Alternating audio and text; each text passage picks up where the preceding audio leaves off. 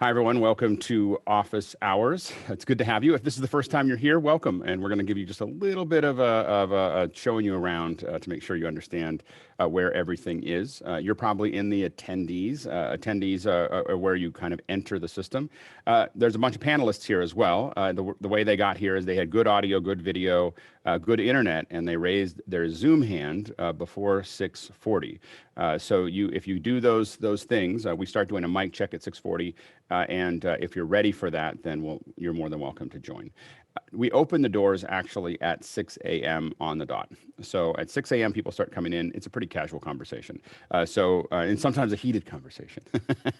And so, but we go back and forth. We look at each other's camera angles and talk about stuff. And it's a much more casual affair between 6 and about 6:30. 6:30, we distribute the Discord link. There's about 400 of us that keep on talking after these sessions. And then at 6:40, we start doing mic checks. At that point, we're not bringing new people onto the panel. We're going to go through and make sure everyone sounds good and looks relatively good. And then at 7 o'clock, we start. 7 to 8 is Q&A. So if you have a question that you want to ask, go ahead and put it in the question and answer. Here are a couple of tips, though. One is keep your questions. We're going to go ahead and stretch it to 5 lines, but 5 lines is really the outer edge. If it's longer than 5 lines, we're just going to dismiss it. We can't read through them fast enough to do that, so you really need to be succinct. Also, don't put comments in the Q&A. We're just going to dismiss those as well. Don't post things from the chat or some external source into the Q&A. You have to type them in there yourself, or we'll dismiss them as well. So those are all a couple of things that'll just get dismissed out of hand. So just think about that as you're asking those questions.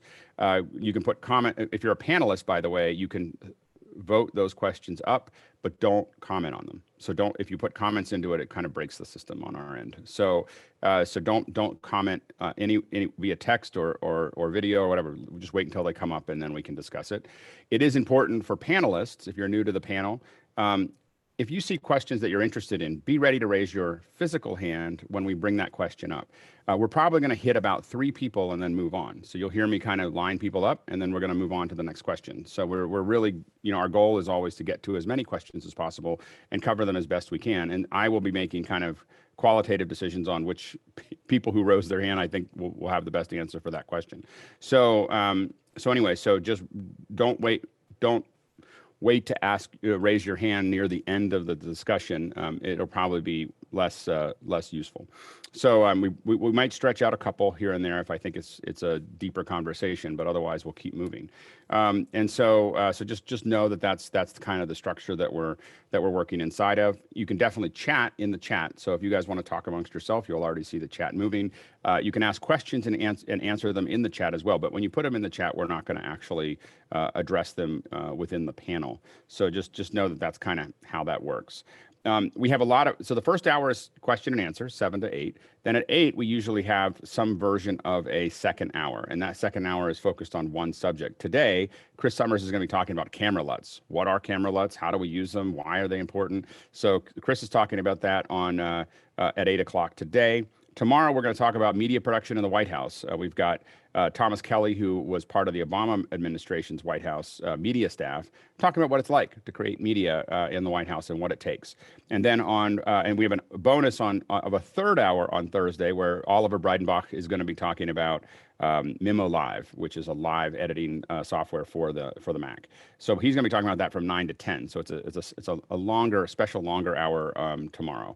And then Friday, we have Steve Brazil. It's a rare chance to get him to come in and talk about concert photography. Steve does a lot of concert photography. He's going to show us some of it and talk about what it's like to be a concert photographer. Then on Saturday is the long day. We do Q&A from 7 to 9 on Saturday and Sunday. So it's 2 hours of Q&A.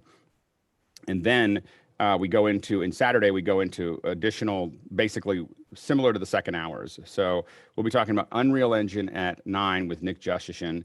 10 o'clock, we've got Steve Bays, former senior product manager from Final Cut, talking about Final Cut, deep cuts in Final Cut, things you probably didn't know.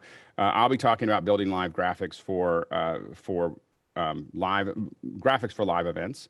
And then Aaron Mailer is going to be answering your questions around networking. So if you've got questions about what subnets are or DHCP, Aaron's your guy. So anyway, so that's coming up on on Saturday, and then Sunday again it's just a 2-hour Q&A. So anyway, that's kind of the overall view of how this all works, and we're going to go ahead and get started. Chris, what do we got? So Andrew Michaels, he says you mentioned getting a small monitor near or under your camera as a teleprompter. As you look into the camera with Zoom, how would you get the speaker on the third monitor? I don't know that we're actually talking about a third, but how do you set up your camera with a teleprompter for Zoom? Well, so if you don't have a teleprompter, that's the question is and most of us don't have teleprompters, so it's totally reasonable. One way to do that is to basically, the key is you want to get people's eye lines as close to the camera as possible. So if I can you can train yourself to look straight into the camera, and a lot of people who impress get used to just looking straight into the camera. But the key is constantly trying to move your monitor. So when you have a really big monitor, like a big iMac, it's really hard to see, you tend to look down like this. And so that's, you're losing a lot of eye line. And so if we can get that monitor closer, so a lot of times what we do is we use a relatively inexpensive monitor that's just small, that can take the HDMI out from our computer. And the key is figuring out some way to mount it so it's right over top of your lens. The closer to your lens, the better, so that you can be looking straight into that lens and talking. And I usually like to do it above, but you could also do it below. But the key is having it right there to drive your eye towards the right place. And so that's what what I tend to do is, a lot of my cameras have some version of a cage around it that has that I can put a little arm, and you can buy little cheap arms from Newer, more expensive arms from Noga that will grab onto a production monitor and just hang it, and you can just hang it over top of that. Go ahead, Chris. Yeah, I think part of this question was, how do you manage Zoom? And if you don't know, Zoom has a dual monitor mode. You have to have two monitors attached, I think, for it to pop up. And then what I do is I use the second monitor is the speaker. So anybody who's talking is there. And then I put the grid over to the other side. I don't have a teleprompter. I'm not that fancy, but you do that. And then I would send that second display to the prompted, the one that's next to your camera. Yeah, and you'll find that in your general settings in Zoom is use dual monitors. And I wish that it had used many monitors so that we could keep on adding more, but it doesn't. So we'll go from there. Bill, and then Jeffrey. Yeah, I've done it with Second System, and basically what I've done is just take an iPad. There are prompter beam splitters for iPads that you can put directly in front of your camera, so your eye line is perfect, and then you can drive the eye line from your phone. You can put I use a little program called Teleprompter Plus, or I think it's Plus Teleprompter, on the App Store. It's $9.95. It works perfectly, and you can control scrolling speed and backup from your phone while you're looking at your camera directly and reading. And Jeffrey, go ahead. Oh, never mind. I thought when the question was a little bit different, I had an idea, but that's not. That's okay. I go for Chris. Yep. Go ahead, John Edelson. I use a little monitor like this. It's the field monitor. It has USB in and out, so I come out. This is my second monitor right on top of the camera, and then I have a larger monitor when I just don't want to look at it. Very good. And Jan, and then we're going to move on.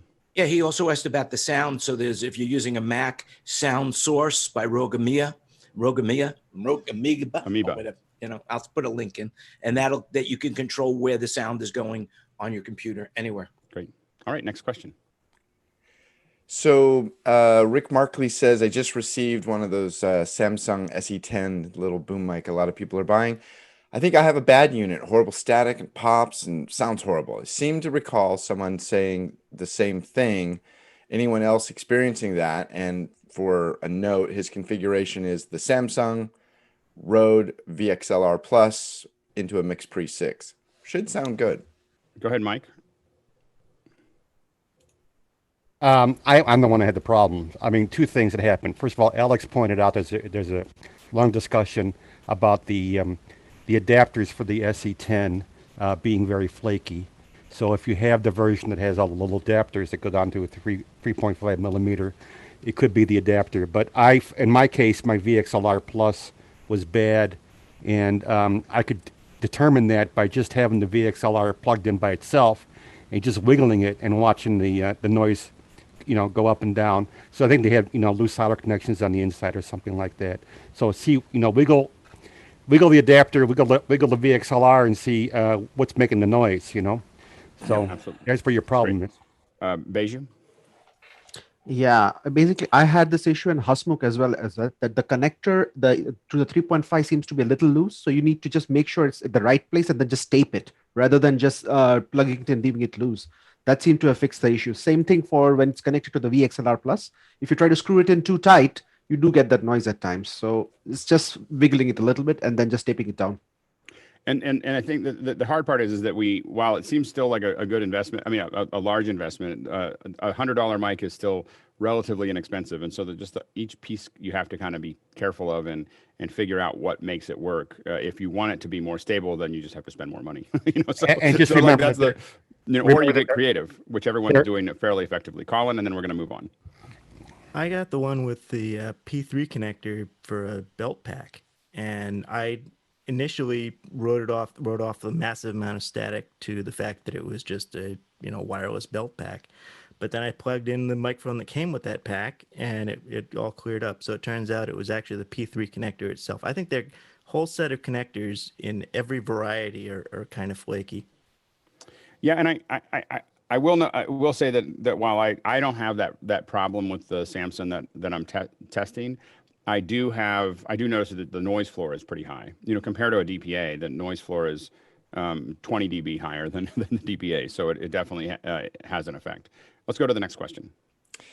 So Victor is opening up a huge can of worms here. I'm using Affinity Photo. How can I do lower thirds for the ATEM without the ATEM plugin in photo that you use in Photoshop? What is the equivalent? Oh boy, here we go. So that's actually a really easy one. So the Affinity Photo is where I've been building more and more of my stuff, and I don't really need the Photoshop plugin, and I don't use the Photoshop plugin that much because I don't like being dependent on that transport. I want to be able to export a bunch of stuff out, whether it's Photoshop or Affinity, and I want to be able to just drag them into, I just want to be able to drag everything into my ATEM and have it just load up. And whether that's an ATEM or whether it's something else, I want to be able to load those in and not be dependent on that plugin. And I think I was really excited about the plugin for a long time, and I realized that I had built a crutch that was hard to get rid of when I was trying to build them. So I really got into making sure I understood it. So Affinity has both ping and TGA outputs. The TGA output, I think, works better with fine details, and the ping does work as well. So, and I think that somehow in some of the updates, Blackmagic may have updated what they're doing from TGA to ping. We've noticed that when they're saving those files out.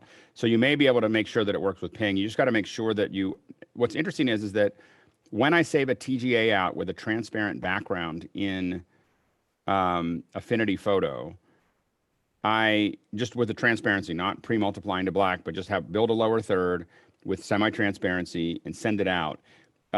It seems to build it correctly so that when I load it into my ATEM, it just loads in with all the transparency correct. I've had some issues doing that with pings from Affinity Photo, whereas once the ATEM saves it, if you save it out, the ATEM will save out pings, and it's pre-multiplying black over top of the of the background. And the reason it's hard to do the pre-multiplied is that Affinity Photo doesn't really give you alpha channels in the same way.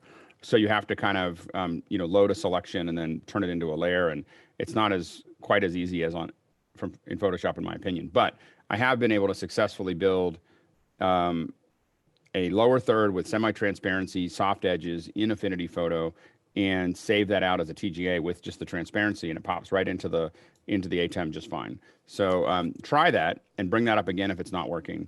And I'm working on it's on my list of little bits of tutorials to do is to just do that out of Affinity, because I want to make sure that everybody has that ability, because I'm not saying that you shouldn't use Photoshop, but if you're not really doing high level work in Photoshop that really requires it, it's a lot of money to just keep on spending every month. I mean, it's not a lot of money, but it's money you're spending every week, when a lot of us just need to do, a lot of people fall into buying Photoshop because and I've been using Photoshop for 30 years. And so there's definitely things that I have to do in Photoshop, just because it has tools that I don't know how to do it anywhere else. But if you're getting started and if you're not an expert in Photoshop, until you run into something that you're absolutely sure you can't do in Affinity, I would buy Affinity, you know, rather than buying Photoshop or picking it up. Chris, you were going to say? Yeah, I think you're saying if you're not an expert in Photoshop, don't become one. There's a little exactly. there's a little known feature in Photoshop that I think everybody should know, and it's under I believe it's File, Generate, and then Generate Image Assets. And what it does is it takes any layer, and I know this is not the Affinity Photo, sorry, but it takes any layer or layer group, and if you append the name of that layer with .png and you turn that feature on, Photoshop will automatically generate a PNG for that layer. And we'll do if that you- for a folder? Yes, it will. And there's some downsides. If you're making a lower third, if you think about it, it has a lot of empty space around the frame. Excuse me. So what you have to do is you have to put one almost transparent dot down up here and one down here so that it pin registers it, quite literally pin registers it. But I do that for, dozens and dozens and dozens of lower thirds. And all I have to do is go in and just type them in and if I need to make a fix, it automatically updates out in the Finder without having you to export anything. And if you want to get if you want to get geeky, we've written scripts where it just grabs all the folders. So you basically, what we do is we I'm not that smart, Alex. The thing with no, and I'm not either. I didn't write it. I've had some. I said, hey, I need this, and then it got done. So what it is that it is the lower third. The mistake people make sometimes is that every folder has the same lower third, right? If you have a certain graphic that you built, and the problem is if you want to change that lower third, change the color, change whatever you're doing, you now have to change it everywhere. So what you do is you put it in its own folder at the very bottom, like this is, so you can always change that feel. Then as you add people's names, if you're doing it, if you're not using a dynamic, I know people are gonna say, well, you can do this dynamically in TriCaster. I get it, but if you need to print out just images, you put everybody's name in, and you can even set it up. There are ways to write scripts that will literally, just to kind of put it out there, you put everybody's name in and their titles, and then you can export each folder out, and you just turn the folder on and hit export, and it'll just send it out. Or you can write a script that looks for name stuff in that folder. The other way to do that is just so you know that it's out there, and I'm going to back up and build a little tutorial on it in the next couple of weeks, but you can have it look at a Excel document or really it's an Excel document, no matter what you generate it in, with all your names and titles. And you have one layer that says, this is where the name is, and this is where the title is. And you hit go, and it'll go and grab the next line in the Excel document, bring it in, put it into the name and title, and then send out a lower third. And and if you're working in a conference, that makes things a lot easier because you have 50 people. And for that next session, you hit it. And what we did is we actually built it to use the Blackmagic import. So we, not the Photoshop version, but we figured out how to get it, just use the API. And so what you do is you'd have an Excel document, you have a lower third, and you have the titles there, and you hit go, and it just populates it literally populates the whole ATEM with all the lower thirds all ready to go. And so that's something that takes a lot of work on the front end, but then is relatively easy to use on the back end. We're going to go to Chris again, and then Paul, and then real quickly. Colin. I think it was Mark and Steve just recently published a tutorial where you can make a template in Motion with a bunch of animations and do the same thing from a spreadsheet. And you can take a bunch of Motion projects and drop them into Compressor. Didn't know you could do this. Yep. And Compressor will make you a 4x4 that you can key. Yeah, the problem with Compressor when it comes to TGAs, just as a note, is that it's saving out compressed TGAs and not. So you have to do pings. I'm not talking about TGAs, but yeah, different thing. Paul, and then Colin, and then we're going to move on. I was just going to mention that I use that exact same process for generating business cards in Photoshop. Very good, very good. That's great. That's to perfect. Alex's earlier point, yes, you don't need to spend money on Photoshop. If you are so inclined, you could always go the route of GIMP, which is an open source Photoshop alternative. It's been developed for the last 15 or 20 years. It's really solid and the only things it doesn't have as compared to Photoshop are some of the content aware AI-ish elements. It's really good. It does all the things you need to do in terms of exporting and layer management and so on. Good stuff. At gimp.org. Chris, next question. Moving on, Orange Shamron says he listened to a concert, an online Zoom concert, and the higher clarinet notes were filtered out, and they only got the like breath and key presses. Anybody else having these kind of problems? Is it just a Zoom processing thing? It's a Zoom processing thing. Zoom cuts off it to keep it clear and to try to keep it easy for us to listen to for voice. I mean, Zoom is definitely leaning towards voice. It will, I think it's, did we decide it's 7K that it clips? It Yeah, basically 7K. just has 7K. And I think that's even if you have original sound on. You can, the couple things that you can do to try to get more out of Zoom is to go in first in the preferences and settings, in the advanced preferences or in advanced settings, allow for original audio to be turned on, and then go in your audio settings inside of Zoom, turn off your noise cancellation and turn on original audio, and make those available. And that's going to get the best quality out of Zoom that you can get. But it is limited. I think that someday, hopefully, they'll just do something where we say original audio is truly original audio. Like it's just like we're not going to touch it, kind of thing for a higher level group or whatever. But I right now I think that asking it to handle music really well is not great. The one thing I will say that we've seen that seems to be better, and I haven't tested it, and maybe we should run this through spectrogram or spectrograph. When you share music through the screen sharing option, I think that you actually get full resolution. And so then you get back into this weird QuickTime thing that I did, which is that you pipe audio in to a screen share, essentially an audio share inside the screen share settings. You pipe it in from there.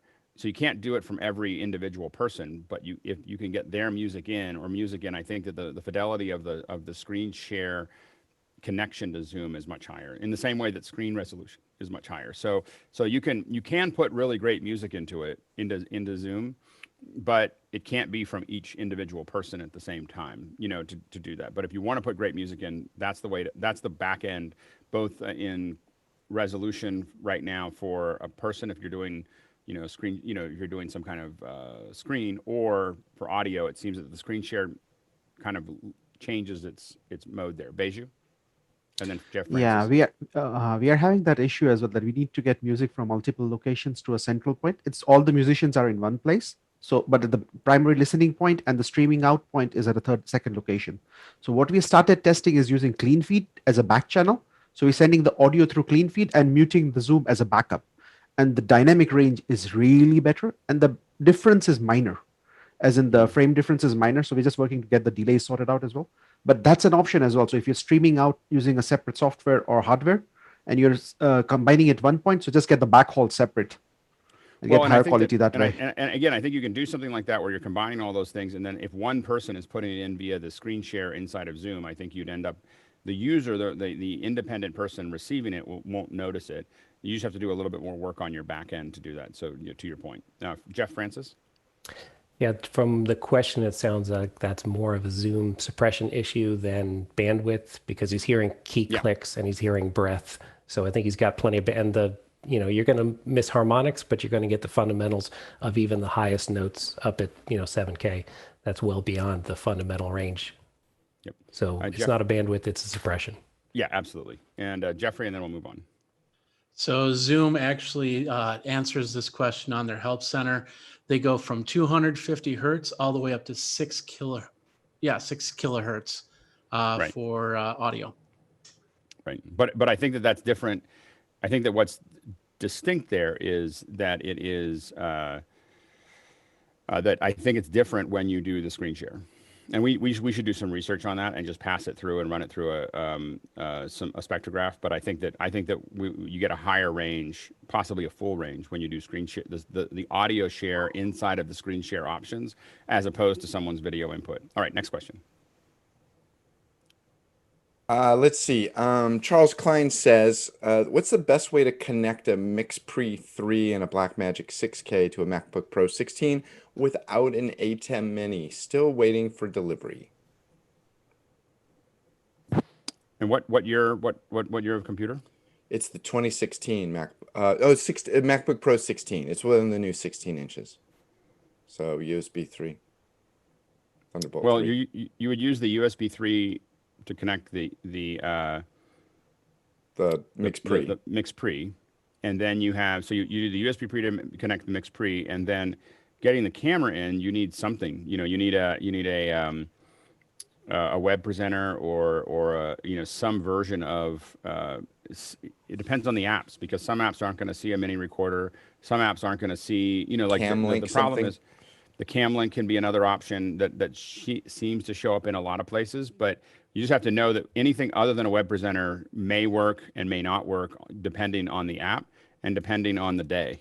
so the only thing that we know of that we trust is the web presenter to go in, and that includes the minis. I've had computers that can't see the minis that can see the web presenter. So we just have to know that that's the only surefire way that I'm going to plug that in and it's going to work. But there's lots of less expensive solutions that are going to just I'm going to take an HDMI out and put it into the into the computer. So that's the problem with that is that because it's the only surefire way to do it, it's back ordered by months, because it's just everybody is trying to get one right now.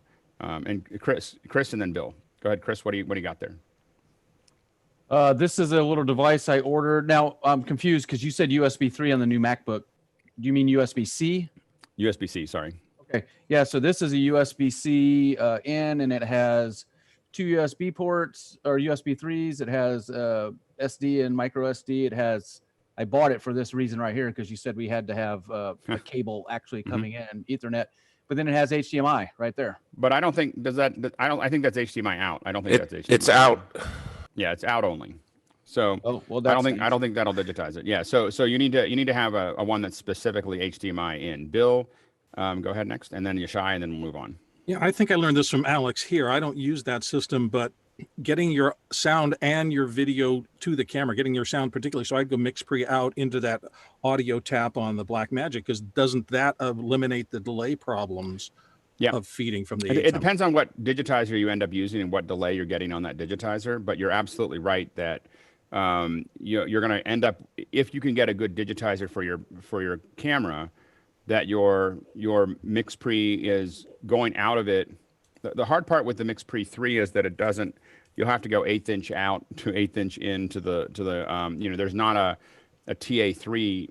So on the large, as you get to the larger ones, I think the MixPre, is it just a 10 where it starts, or does the 6 have it? I can't remember whether the 6 has it or not.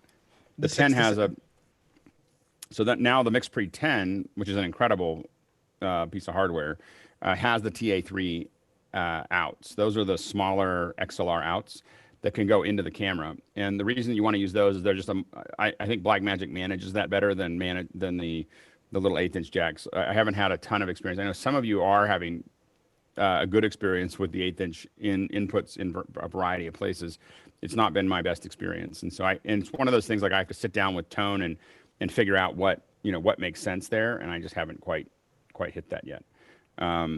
Anyway, we had one more person. Who was the last person that I called? Oh, Yashai, and then we'll move on. Okay, the Elgato have an excellent solution of CamLink, can go up to 4K, which is on the less expensive, and you can go to the HD60S Plus, which is a much higher quality, and I think they have audio in. Regarding the MixPre, is an excellent way to connect. I know about the MixPre 2. The only thing you have to go into the setting there and kind of reroute the USB. You can basically route up to 6 channel into the computer, in and out. Very sophisticated capability. You just need to go there and play with all. You basically can see each channel separately on the computer. Real quickly, Victor, and then Richard, and then we'll move on. Just got a MixPre 6. Make sure that if you're on a Mac, you go to Audio MIDI Setup, because the default is to do a 2 in, 2 out, and you can change that all the way to 8 in and 4 out. So I missed that at first, but big hint if you have one. And then Richard, and then we'll move on. Just out of interest, in terms of the MixPres versus other products, what about the Focusrite stuff, the Scarlets?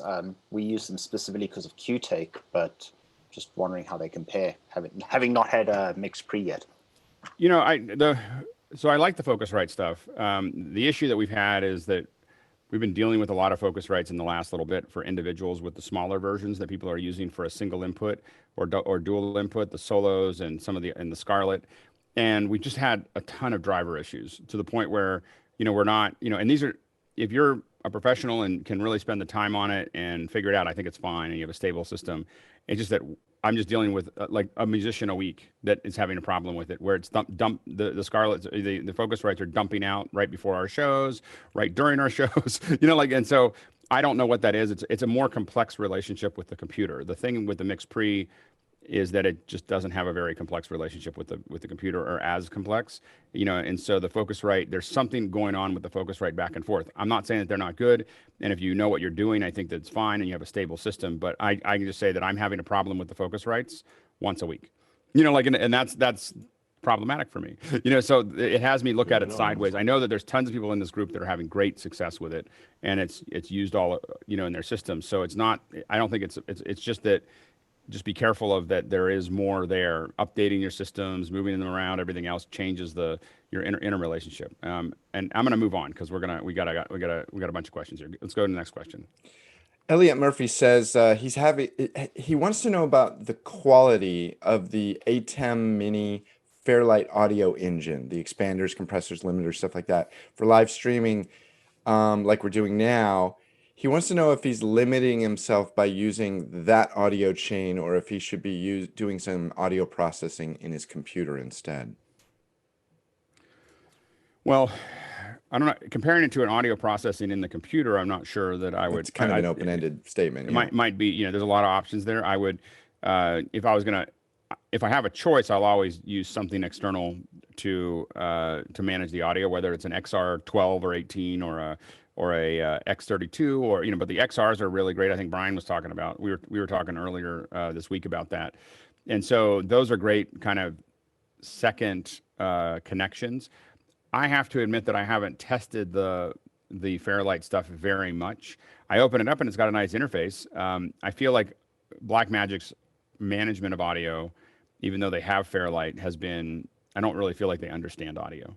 You know, like I think that they're still trying to figure it out. I mean, I got a Matty in a Constellation with 60 or 32 in or 64 in or whatever, and 2 out. Like, you know, like, and it's like an unusual limitation. So, and then the inputs, like I have a Mini Pro here that they call Pro, but I got 1/8-inch jack ins, you know, to send my audio in, rather than what I would have put in, which is a TA3. And so I think that audio is, again, more important than video for most of what we do online. And so I don't feel like they're ready for me to spend a lot of effort on their audio yet. I think they have all the tools now and all the technology to make it better. I just don't think it's better yet. And as a pretty big Blackmagic fan, I just think this is a big blind spot for them right now. Yishai? And then Andrew, and then we'll move on. Yeah, the guideline is whenever you have hardware that you don't see XLR on it, I right away exit out without, you know, saying if Fairlight is good or not. That's the one thing. A second thing, if you can move the processing to the computer, like for example, without getting too complicated, you use like Hijack and you put in the channel, you can put any plugin you want from any plethora of plugin that you have on the computer. At the moment, if you use ATEM Mini, I think it's a better route to go because you don't deal with the audio that the ATEM Mini at the moment produce and handles. Yeah. Go ahead, Andrew, and then we'll move on. What about using something like this at short distances? So this is an 1/8-inch to XLR inputs. So you can send this to the ATEM Mini. It's got control, and you have also line or mic. You can switch it. Yeah, for some reason, every time it's specifically, I mean, in general, I haven't found those to be as good. I mean, those are what we've used for years to get audio in those types of devices. DSLRs, yeah. Into DSLRs.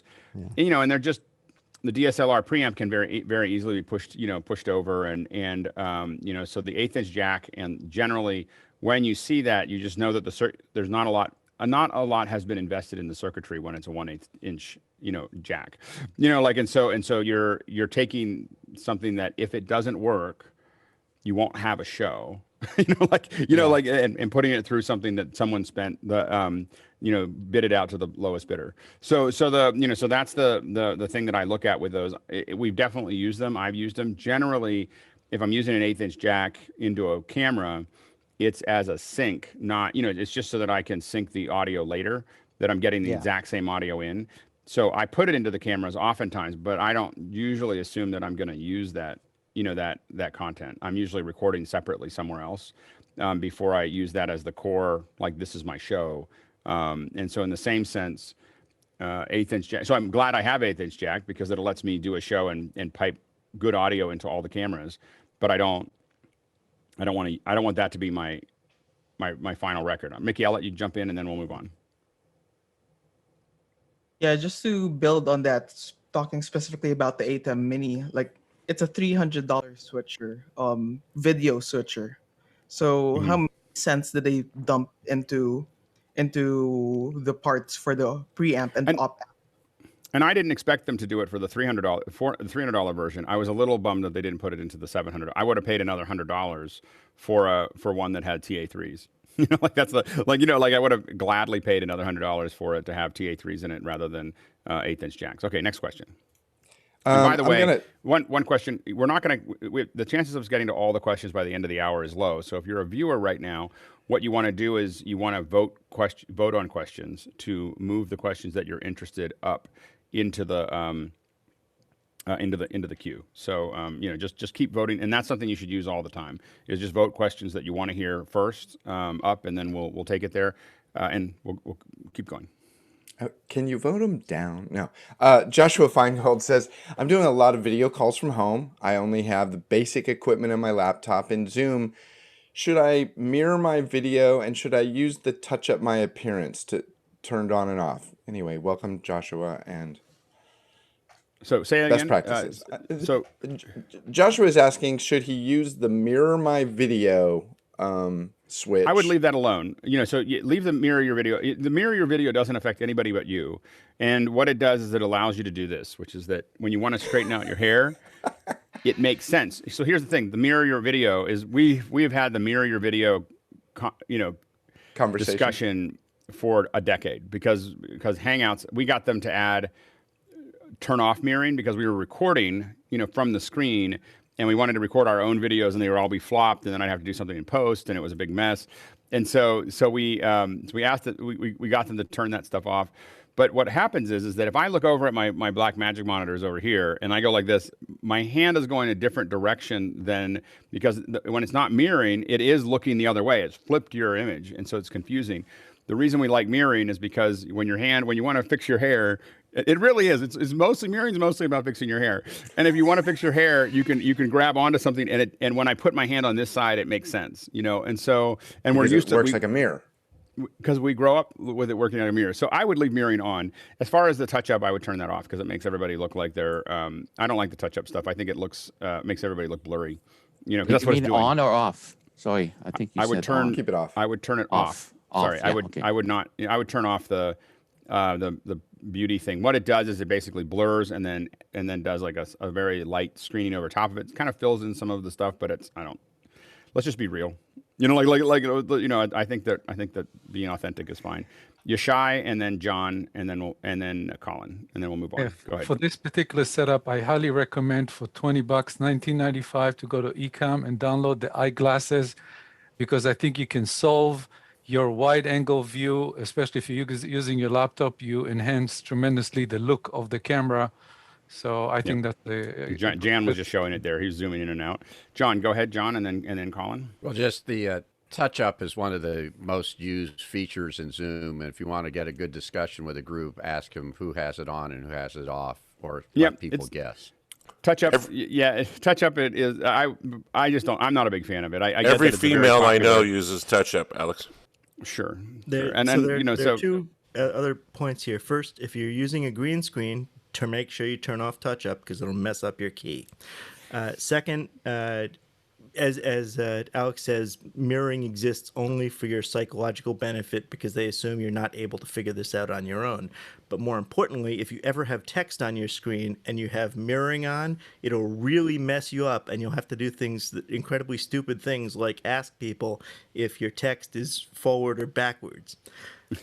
You'll note that my text is forwards. It's appearing forward for me because before I put that text on, I made sure that I turned mirroring off.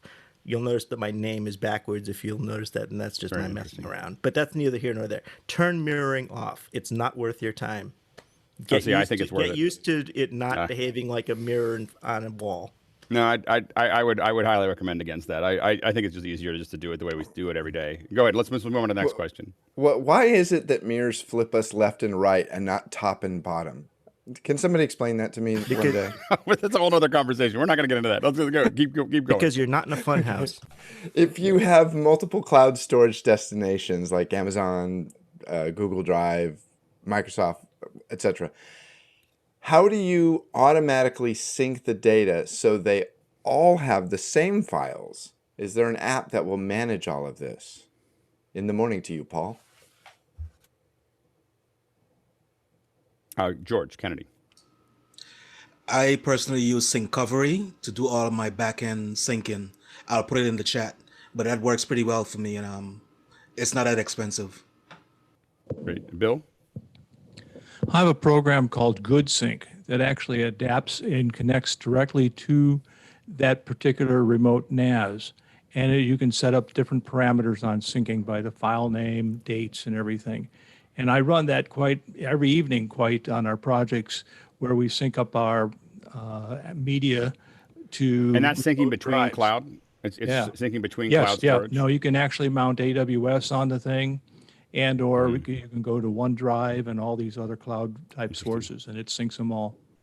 That's great. And then Yishai, and then we'll move on. Oh, and Beju, sorry. Go ahead. Okay. Regarding the syncing, I have many years of experience. I think the one that is actually the most reliable one, if you have one computer and you want to distribute it to a bunch of different computers, have the exact identical file, including in the cloud, Dropbox does the best job out of all of them. And it really works without failure. I never had any issue. And even if it does, it gives you a file. It's a conflict on it, allow you to kind of decide for yourself which one is more important to you. Okay. And then Beju. Yeah, I would just say that if you want to do syncing between clouds directly in the cloud without going through a PC or a NAS to do the local sync, there's a service called fileshadow.com that offers that service. I tried it in the beta a couple of years ago. It worked decently well. Now they have a paid offering as well. So you don't need to have a PC running or a NAS running where it does the syncing locally. Then it goes back up to the cloud. That's interesting. I'll put the links in chat. Yeah, that's great. Next question. Sync software scares me. Alex Goldman wants to know why you think in the Final Cut Pro world, Blackmagic won't work with Blackmagic raw footage. Do you think it's a Blackmagic issue, an Apple issue? What's the sticking point? Politics. I can't comment on that one. We need to move on from that one. Sorry, I can't talk about that one. Interesting. Blackmagic design ATEM Television Studio Pro 4K, mouthful. The XLR input is now broken, static noise and no signal. The second one after an RMA. What is breaking XLR inputs? Wait, this is the say it again. Which Blackmagic? Blackmagic design ATEM Television Studio Pro 4K. Okay. So he's had 2 broken XLR inputs. What's the problem? I think you've mentioned this before, that it's a inexpensive construction technique and that you should really not plug stuff in as much as possible.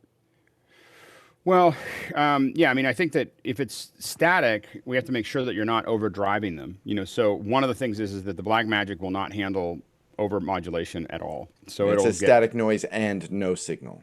So. Oh, and no signal. Yeah, I mean, I think that if they're sending back the same one and you get it back and it's still a problem, I would ask for a replacement at that point. It's something.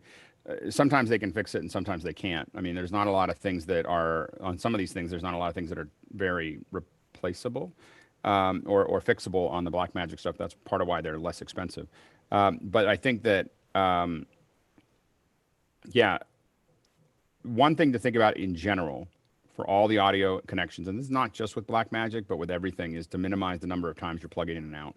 Having pass-throughs that you can plug into that you're, you know, so you plug stuff into the switcher. I like to have pass panels so that you have both audio and video on the back of my system, so that what I'm doing every day, plugging in, plugging out, and my SDIs and all the things that are going in and out are actually basically separated from actually reaching in and putting pressure on my system.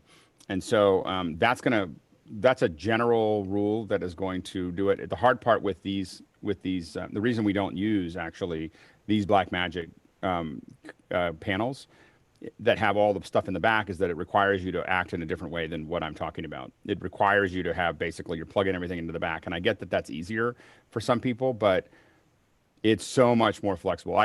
We built one of these. It was funny. I was not going to use it, and then I had a client say, "Hey, I really want you to use this board." And I was like, "Really?" And they're like, "Yeah." And I was like, "Okay." And then there's all these wires coming out of the back, into it. And he goes, "Why did we use this board?" And I'm like, "Because you asked for it. Because I would never use this board." Because the issue is that now you have all this gunk on your desk. What this is really built for is it happens to be just the right width to pull out of a if you want to pull it and have it on a tray that pulls out of your road case, this is actually a reasonably good setup. If you're going to set it down on a desk, but in the same sense, you'd still do exactly what I said, which is that you would put all those into a pass panel in the back. But if you're setting this down on a desk and plugging stuff in and out every day or multiple times a week, you are going to slowly wear down the connections. And that's just the nature of a lot of this stuff. Just remember that we are paying a fraction of what we used to pay for these switchers, and the build resiliency is part of what we aren't paying for.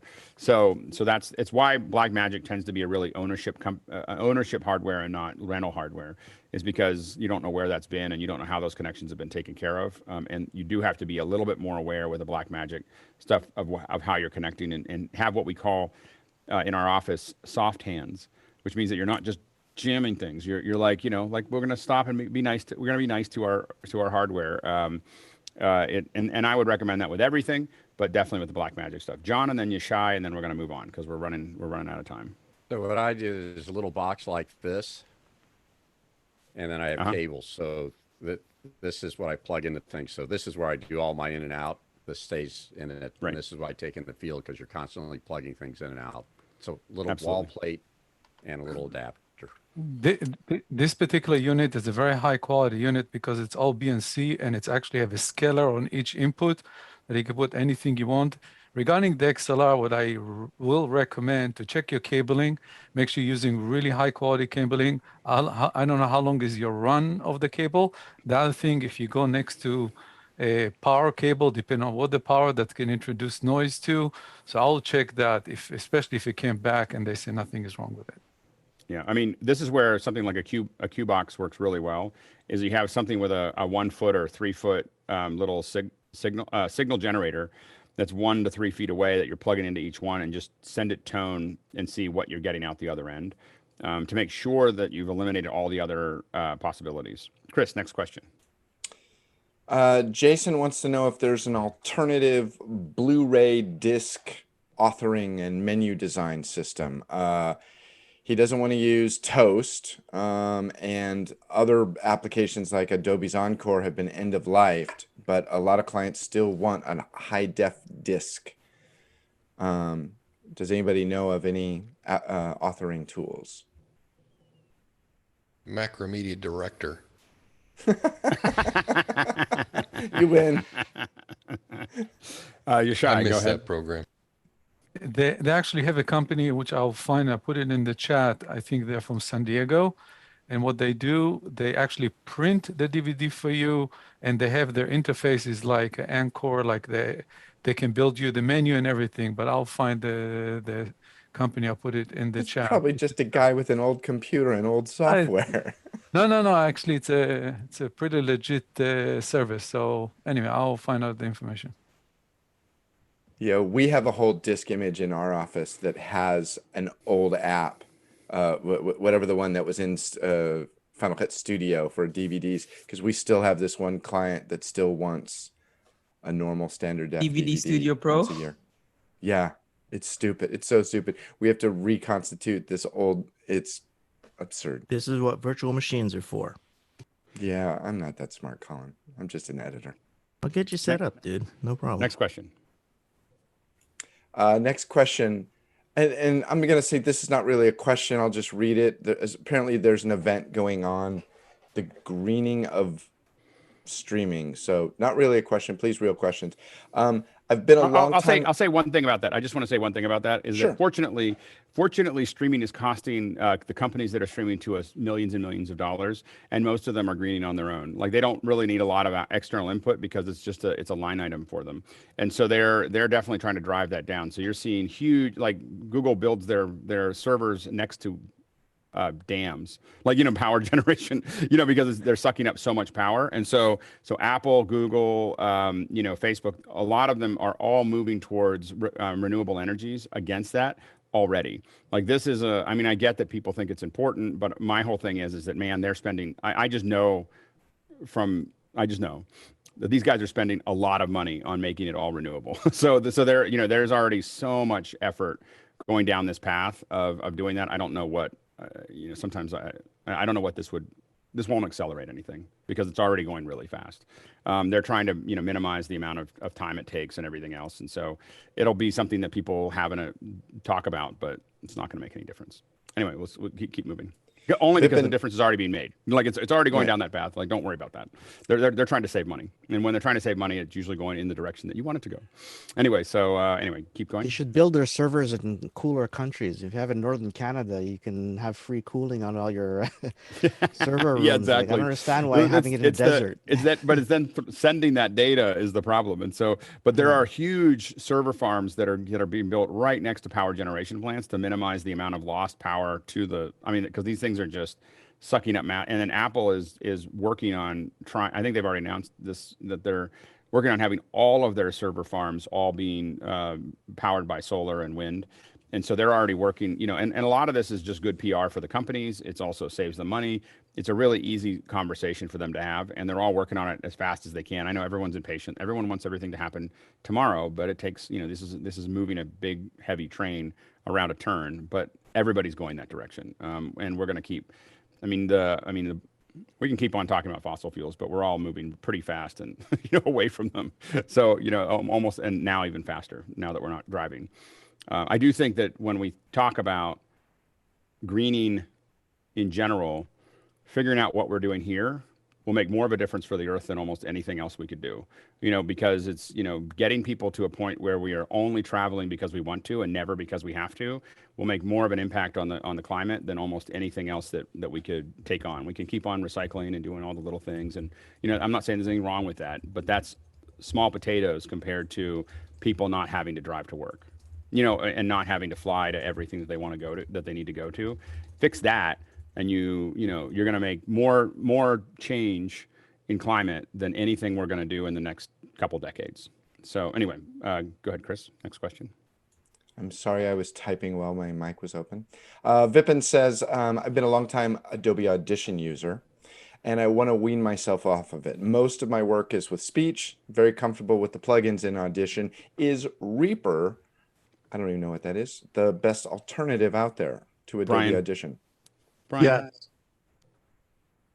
Wait, say you've muted too quickly, Brian. Yes, the answer is yes. The answer is yes. That is the best option. That's Brian is working on his brevity. Hey, Brian's right. We're running out of time. Brian's like, yes, just go down that path. Brian, do you think we can persuade you to do a second hour on Reaper? Kind of walk us through it. Absolutely. Because okay, I'm a big fan and have been a big fan for a very long time, and so I'd be happy to do that. Okay, great. And Bill? Yeah, I just want to say there's convergence going on too. As a guy who does a lot of audio work, I haven't cut in anything other than my NLE in Final for about 8 years now. And the fact that it's got Logic's code wrapped into it and uses all those plugins, that's plenty for what I do. If you're doing bands and you have a really high-end practice and you want something dedicated, that's where you should be. But look at the tools you already have and see if there might be something that can do really good audio work for you that's not. Is because of stuff like this, is that every update seems to break something and everything else. The web presenter just looks like a webcam. It looks like a USB 2, just basic webcam. It's only 720p, but it always works. And so that is why everyone wants. That's why there's such a demand for them, is because they finally just solved that it just works problem. And every virtual cameras and everything else is just you show up every day and wonder if it's going to actually turn on. Jeffrey Powers. Just important to note that this is a Mac issue. Windows doesn't normally have that type of issue. I'm not saying that it can't, but it's Mac. It's apparently to that T2 chip and security. So if you are definitely needing that, then you might want to have some sort of PC alternative just in case things go down. Skype pulled all virtual cam access currently, so there's only a hardware MAC address being looked at by Skype. Yeah, and this is just all security stuff so that someone can't turn on your camera. When you choose not to do it. And Mac users kind of buy into we would like it to be more secure and easier to use than anything else. so we'll put up with all the other little bits and pieces to make that work. Last question. The last question is, what should we consider as an SDI capture card for vMix? Leland, are you here? This is the problem with I think the Blackmagic Minis are going to be your best choice for the least expensive money. And I'm only saying the Aja is another one that you can look into, AJA. It's been used by vMix exclusively in a lot of testing that they do, and they're very happy with those cards. There's several out there, but I would say the other one is probably Bird Dog would be another one maybe. Yeah, and the one thing about, go ahead, Richard, and then Tucker. I love my Blackmagic Duo. Yeah. Just because of the versatility of it. It's not that expensive if you want something that's both in and out, and the fact that you can bring in multiple sources and put out multiple sources as you choose on any particular day. Right, because the Duo is 4, right? And you can choose any of those can be 4 out or it can be 4 in, right? Yeah, it's great. Or any mixture. I often use it as 3 in and 1 out, and you can do funny things like bringing in your scopes from Scopebox back into it and putting that out as an SDI out onto another monitor or onto the same monitor. They're really, really versatile. Yeah, no, absolutely. And yes, those work well. Philip said, you never talk about AJA products. What gives? We just use a lot of Blackmagic stuff because it's less expensive than the AJA stuff. We are going to talk about it over the summer because the one thing that AJA builds that's really distinct from our perspective is the FS HDR. Is something that's usually pretty near and dear to a lot of us that are doing HDR work. Elaine, you had a question that you've been patient with, and we've got 90 seconds before we switch subjects. What do you got? Quick question. On my teachers there, they have PCs. And so we have our camera set up, and I've got a 7-inch monitor next to it. So it's really nice. On the Mac, I can go through my hub, my USB 3 hub, and connect a second HDMI to go to that monitor. But on the PC, I only have one HDMI out, which is going to the monitor. I'm working on the PC right now to test this out. How do I split that signal to also go as my second window become my monitor that's HDMI? Is there an HDMI out splitter? I mean, it's a dumb question, but... Well, there's definitely HDMI splitters. We haven't found any that are particularly high quality. So that's the problem. You just have to be careful that they're not, they're all like $35 or $50, and none of them work really well. Remember from a PC, if you haven't bought the monitors yet, remember from a PC that there's also the option, and the Mac, but the PC it's much more common to see USB monitors. So you can have monitors that are actually taking, over the USB 3, they're taking video out. And you can use those as second monitors as well. And so they are available on the Mac. They're less prevalent, that ones that are comparable to it. But they are, you can do USB out, video out on USB 3. Jeff, really fast. Okay, Elaine, are you looking for same image or 2 displays? That would be the 2 display, because what I want them to see then an HDMI split will not do that.